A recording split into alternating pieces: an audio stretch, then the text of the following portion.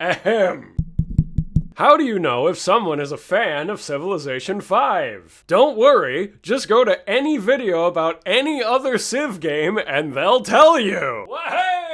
Hi everyone, Verac here. I was asked to talk to you today about Sid Meier's Civilization 5. It's a game I love dearly. And I thought to myself when I was asked to make this section, do I really feel like glazing a game that gets basically nothing but glaze? Feels a little redundant. I want to do something different. I want to complain! So even though this is a game that I love, I'm going to get a little meta and complain about something. So to my fellow Civ 5 enjoyers in the audience, I hope you'll be patient with me, because I just gotta give the very vocal YouTube commenting fans of us a little ribbing. Civ 7 recently came out and is getting justifiably mixed reviews. This is a buggy mess that's got paid DLC on the way right after launch. You know what else was a buggy mess that had paid DLC right after launch?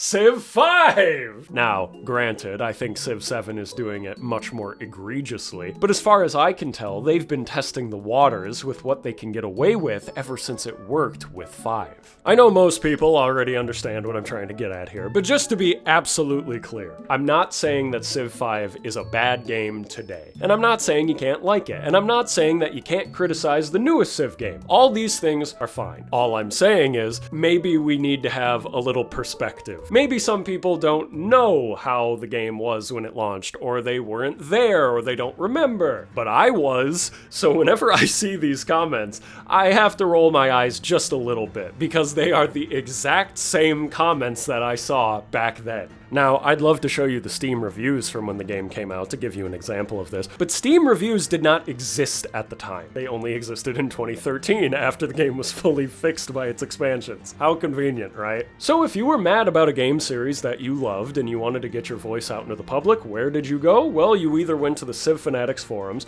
you went to Reddit, or you made your own blog post about it. We can illustrate what I've been talking about pretty clearly here with a thread about when the DLC for the Inca and Spanish were coming out just a few months after the game launched. This was still in 2010, or according to Reddit, 14 years ago. Here are some of the comments under it. Quote, "I'm going to wait a while to play Civ 5 again. I finally broke down and actually paid money for a game, and it was incomplete and sort of busted at release. Now they want me to pay per Civ? Fuck that.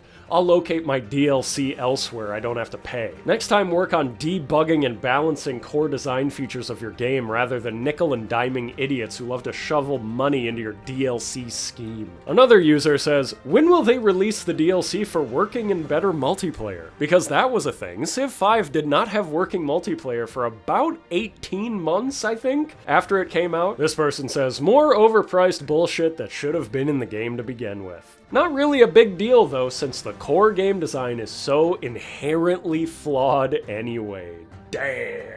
This person, a few years later, looking back at the release till that point, says, "I think that a lot of people forget, or never knew in the first place, what a steaming pile of shit Civ 5 was when it first came out. First, the game was just broken. It was littered with bugs and glitches. Then there's the fact that the game mechanics themselves were awful. And there's how diplomacy used to be. I mean, yeah, no Civ game has ever had a particularly smooth launch, but 5 took things into brand new levels of brokenness." I'm almost out of time here, so I want to end on a bit of a funnier note. If you ever want a good laugh, just go to the Civ 5 page for Attila the Hun on the Civ wiki, okay? I know it's fandom, and therefore it's not always accurate. Even if it isn't accurate, just how blunt it is makes me laugh. Their assertion is that the voice actor for Attila does not actually speak his native language, so all the notes for his voice lines are just people who speak Chuvash going, "Huh?" Come and Verac. Yes, man ranchavan, puyan chalach, aman pisak to bashalach. Come and smaitan. Anyway, that's all. Take care, everybody. Bye-bye!